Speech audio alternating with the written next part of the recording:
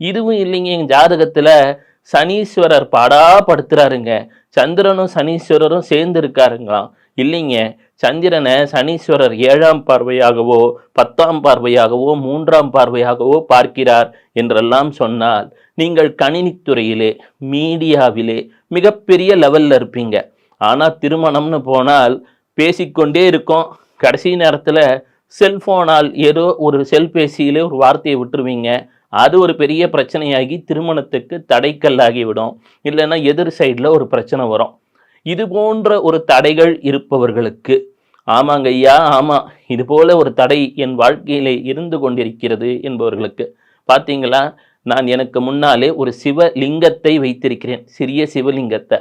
இது போல ஒரு சிறிய சிவலிங்கத்தை வாங்கி வச்சுக்கோங்க. வாங்கி வச்சுட்டு சின்னதா இருந்தா போதும், ரொம்ப பெருசா வேண்டாம்.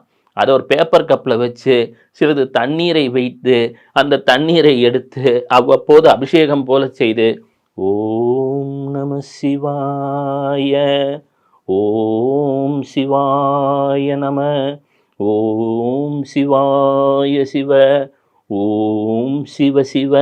இப்போ நான் சொன்ன அந்த ஆர்டரை பாருங்க.